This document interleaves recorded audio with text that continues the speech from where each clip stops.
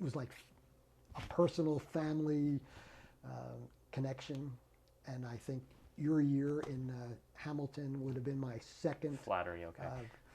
But no, that was the truth. Looking back, that was hard to say goodbye. Now the St. Leo people moved on to high school, and I still see many of them today. They're parents now of students who are at Lancaster Catholic High School, but even if they aren't at the high school, I still see them. When you left Hamilton in the early, and also the school district of Lancaster in the early 2000s, what was the reasoning behind that?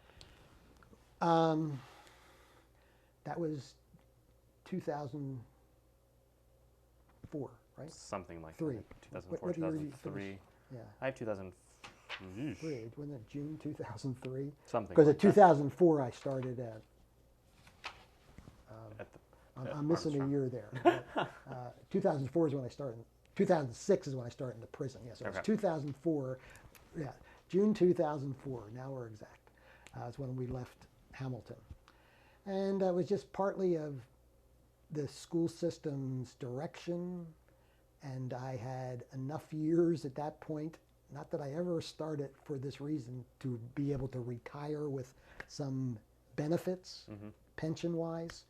So I only had 20 and a half years in public education, which had all been part of a future retirement pension. The word pension, talk about divorce never being in my vocabulary. The word pension was never in my vocabulary up till then.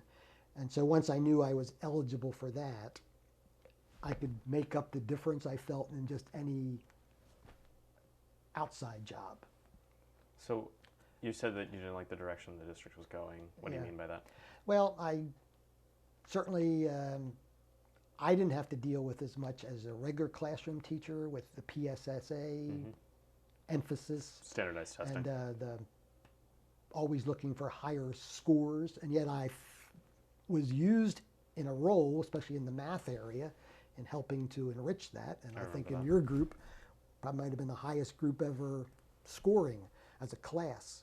And I'd like to think that I might have had something to do with it, just going in and hopefully making math a little more enjoyable.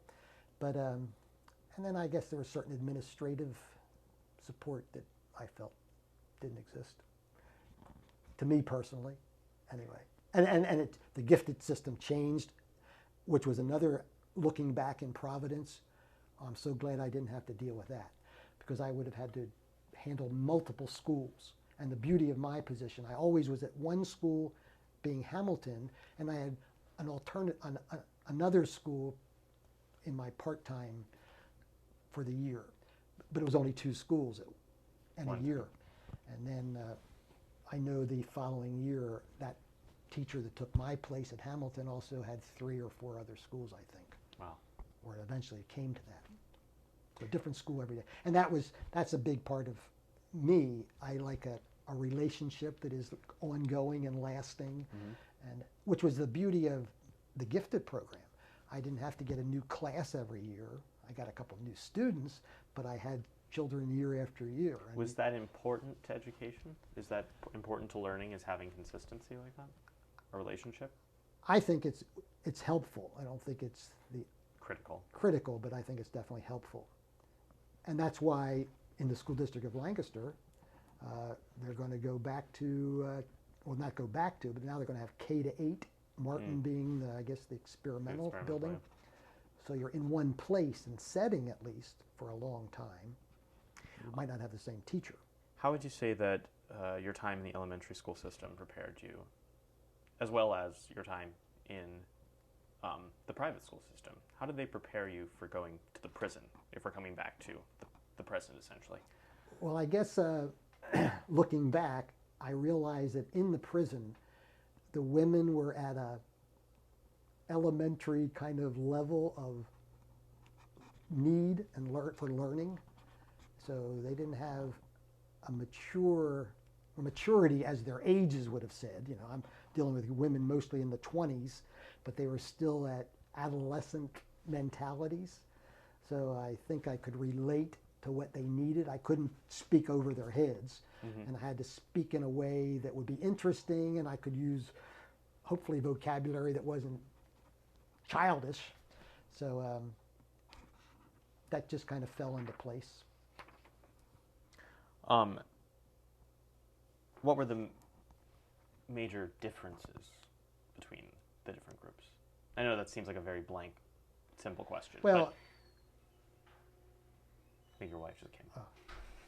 time, certainly things change over time culturally, society-wise, and hiya.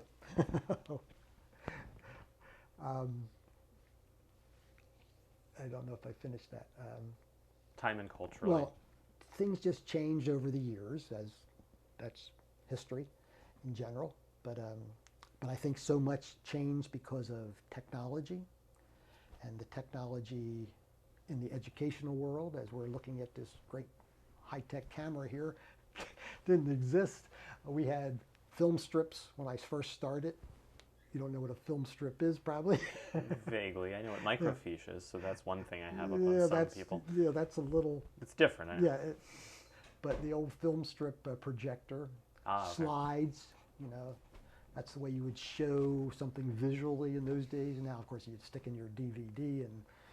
Or your USB. Or yeah, your that's right. And go from there. So that kind of little... And then, of course, the computers broke through, and what I did initially with the Apples, and then something you didn't get to experience because already we were pushing with a certain principle attitude, not using robotics with Logo, and Logo was the great language of education at that time for programming, not just making, what do you call it, the slideshows. PowerPoints, you know. Okay, that's practical, but the minds behind that are the people who program.